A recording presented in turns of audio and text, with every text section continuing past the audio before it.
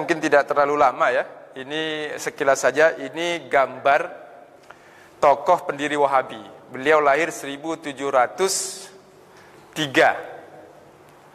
Wafat pada tahun 1792 Masehi. Jadi beliau hidup itu di abad ke-18. Jadi belum terlalu lama sebetulnya. Pergerakan Wahabi itu belum terlalu lama. Jadi ketika umat Islam haji misalkan, melihat kota Mekah hadir di Saudi, nah ini Islam yang begini nih, kata mereka. Itu sebetulnya tidak tepat. Kenapa? Karena Islam sebelum Wahabi berkuasa, sebagaimana tadi dijelaskan oleh Kiai Misbah maupun moderator ketika Komite Hizaz di tahun 1926 yang dipimpin oleh Kiai Haji Wahab Hasbullah ke sana ya. Sebelumnya musyawarah dulu dengan Kiai Haji Hasyim Asy'ari ya di Jawa Timur ya. Ulama-ulama mengutus siapa yang diutus ke sana, itu ada 3 orang. Nah, Islam di sana itu tidak begitu. Misalkan contohnya nanti menjelang tarawih ya, menjelang Ramadan.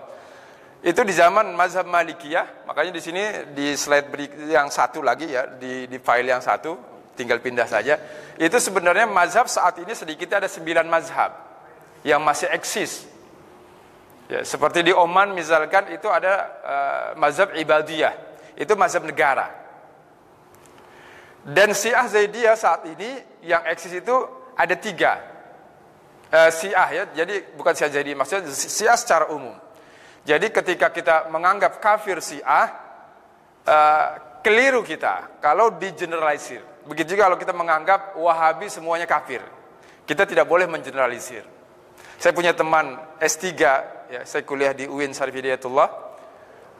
Muridnya Habib Umar, itu namanya Faisal Al-Hamud, mengatakan, saya tanya, Ustaz Faisal, kam adad Syiah, ada berapa jumlah orang-orang Syiah dari firqah kelompok Zaidiyah, mazhab Zaidiyah.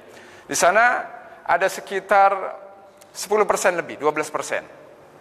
Dari jumlah 27 juta penduduk Yaman. Gitu. Nah, bedanya Zaidiyah dengan Imamiyah itu, kalau Imamiyah itu mencaci maki sahabat.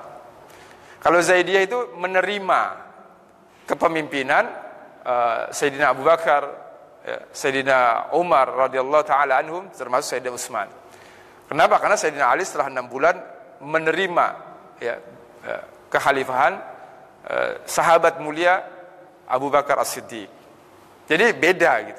Kalau kita mengeneralisir mereka semuanya sesat, kita khawatir mendahului apa yang Allah tentukan, ya, mengkafirkan orang yang tidak Allah kafirkan. Karena kata baginda Nabi kita alaihissalatu wassalam, siapa yang mengkafirkan orang Islam, kalau tidak terbukti kekafirannya, maka kembali kepada orang yang mengkafirkan hukum kafirnya.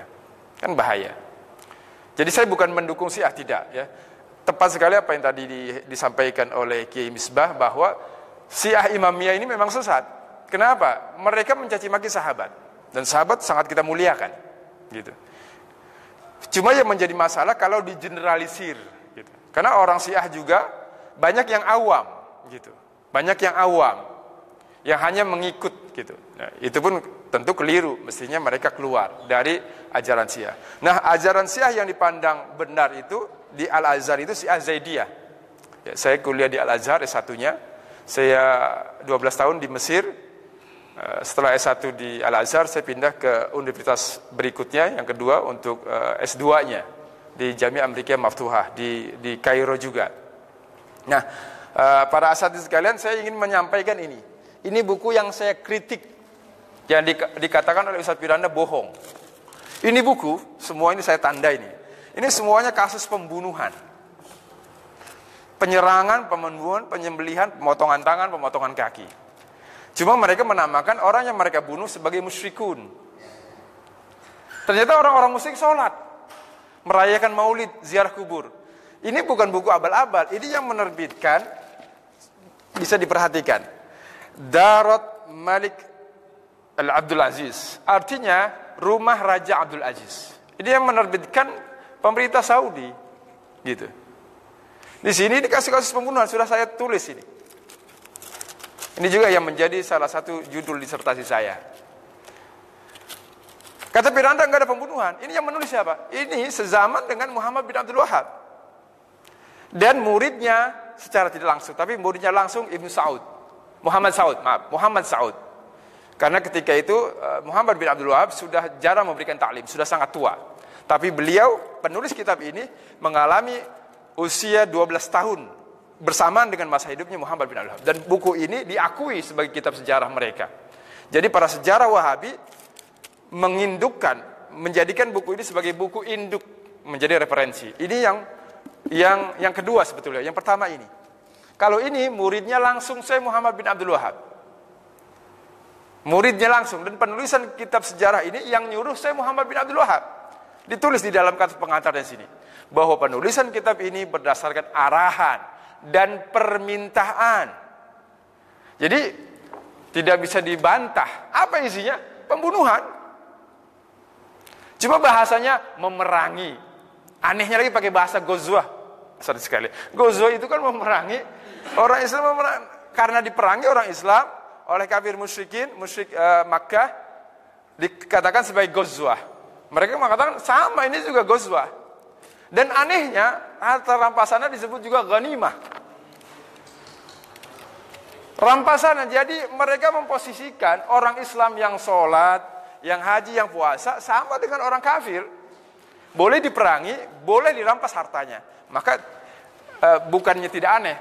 Dengan cara berpikir ini, ya tidak aneh rasanya timbullah ISIS. Sama. ISIS memerangi orang yang tidak sepaham. Tidak sepaham meskipun dia sholat, meskipun dia zakat, halal darahnya. Gitu. Nah di sini di dalam kitab ini kalau dilihat file sebelumnya, itu mereka memfatwakan tasawuf, Asy'ariyah dan Maturidiyah itu sesat dan musyrik akbar. Maka harus diperangi. Bisa dilihat teksnya. Oleh Sinan, ya, Ustaz namanya Dr. Sinan, pengajar di Jamiah Islamiyah Madinah. Ini dosen, Dr. Sinan ini. Dosen mengajarkan begitu kepada para mahasiswanya. Sufi itu sesat, musyrik. Asy'ariyah dan Maturidiyah sesat, musyrik. Inilah penyebab kemunduran umat, dan perangilah mereka sebelum mereka memerangi kalian. Bunuhlah mereka sebelum mereka membunuh kalian. Dan Dr. Sinan ini bicara juga di Masjid Nabawi, penceramah di Masjid Nabawi. Repot itu. Dari sini saja sudah tidak bisa bilang. Kata Piranda, enggak ada pembunuhan di kitab ini. Saya bilang buta, Piranda. Di dalam buku saya yang keempat itu buta. Kalau dia mengaku sudah membaca, mengatakan tidak ada pembunuhan. Gitu. Ini buku-buku yang tidak bisa dibantah. Makanya sebetulnya kalau diterjemahkan bagus sekali nih, tapi terlalu tebal. Makanya saya sarikan beberapanya di dalam beberapa buku saya. Nah ini barangkali terkait Wahabi. Tadi juga sudah disampaikan masalah-masalah furu'iyah. Misalkan pernah saya mendapatkan banyak keluhan dari para jamaah yang mestinya diganggu Wahabi lah. Misalkan sholat paling depan, ntar waktunya doa dia udah kabur duluan kosong. Saya bilang, dan kepengurusannya dirongrong. Saya bilang gampang Ustaz, gampang sekali. Kalau pengen, ini cara ya, kalau pengen masjid kita enggak diganggu oleh Wahabi, kita bikin masjid nih.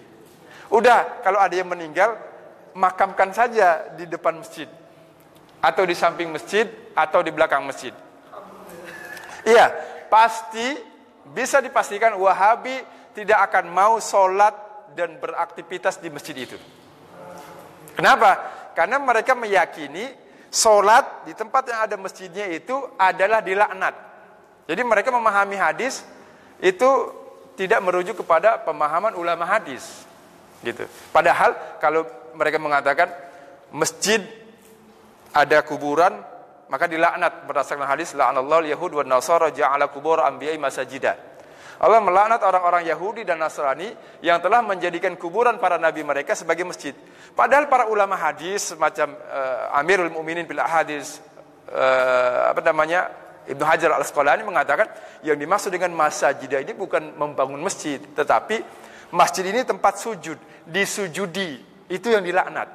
Kenapa? Kan di dalam faktanya Nabi sendiri membangun Masjid Nabawi di bekas pekuburan Bani Najjar. Itu Masjid Nabawi. Masjid Kuba dalam hadis saya dikatakan ala tawagutihim. Dibangun di atas bekas orang-orang bukan beriman. Belum lagi Masjidil Haram. Di dalam kitab Al-Athar maupun di dalam kitab sejarah Mekah, sejarah Madinah dan sirah-sirah yang lain, sejarah-sejarah lain disebutkan bahwa termasuk dalam sirah Ibnu Hisham, kitab terpercaya dalam bidang sirah itu adalah sirah Ibnu Hisham dalam sanadnya, ya. Itu disebutkan di dalam Masjidil Haram arealnya sedikitnya ada 300 kuburan para nabi dan rasul. Bagaimana bisa dikatakan sholat yang ada masjidnya itu dilaknat? Kok justru sholat di Masjidil Haram itu lebih utama 100.000 kali lipat? Kan cara berpikirnya itu salah gitu, Wahabi itu. Karena Piranda di dalam websitenya sudah berdusta. Saya katakan, saya berani mengatakan berdusta. Kenapa?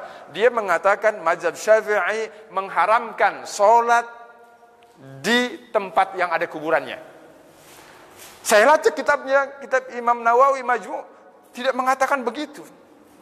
Justru seluruh ulama fikih mengatakan sholat di samping kuburan, di sebelah kuburan, di atas kuburan bahkan. Bayangkan, sohat sholatuhu. Kenapa? Kalau kuburannya tidak membusah, tidak terbongkar. Yang makruh itu kenapa? Karena dikhawatirkan sholat di kuburan, jenazahnya itu mengalir kotorannya. Karena namanya jenazah, kan bisa bangkai lah gitu kan, bau gitu. Nah makruh kenapa? Khawatir ada najis, makruh, bukan makruh haram. Tetapi kalau kuburan, sholat, dialasi di atasnya tikar, plastik, permadani, gitu, sejadah, sah sholatnya. Jadi dia sudah mengatakan kalimat makruh itu sebagai haram. Udah menyimpang lagi. Itu di websitenya Firanda. Itu saya muat di buku saya yang keempat. Nah maka inilah dusta, ya banyak dusta, belum lagi kasus pemalsuan kitab. Saya sudah menemukan, ini ada berita kasus pemalsuan, saya cek kitab aslinya betul. Ada sekitar 60 yang sudah saya temukan. Dan dalam cetakan nanti revisi itu dimuat yang baru-baru itu. Jadi kalau buku saja sudah dipalsu, amanah ilmiah di mana? Padahal buku itu, kitab itu landasan, sandaran kita di dalam mencari ilmu, di dalam meyakini suatu ajaran dari para ulama. Nah ini itu barangkali saya khawatir kelamaan waktunya, ya, kelamaan waktunya. Jadi kalau dikatakan masjid ada kuburan itu tidak boleh sholat, ya Masjid Khaib saja ada 70 kuburan dalam Imam Tabrani hadisnya. Di Masjid Khaib qabru sab'ina nabiyan. Di Masjid Khaib itu ada 70 kuburan para nabi dan rasul. Aneh kan? Nah ini kenapa saya sampaikan, saya punya engkong. Masjid Intizam di Semper Barat itu karena engkong kami itu dikubur di situ, mereka protes, disuruh pindahin. Padahal itu wakaf keluarga. Sebelum masjid dibangun, kuburan itu udah ada. Gitu. Makanya kalau tadi saya katakan, saya ulangi lagi, kalau mereka khawatir mengganggu masjid kita, ya bikin aja kuburan di depan masjid. Mereka nggak akan sholat di situ. Kalau ada jamaah, ya pengurus atau umat Islam, nggak akan diganggu itu. Dia kabur, nggak akan sholat di situ.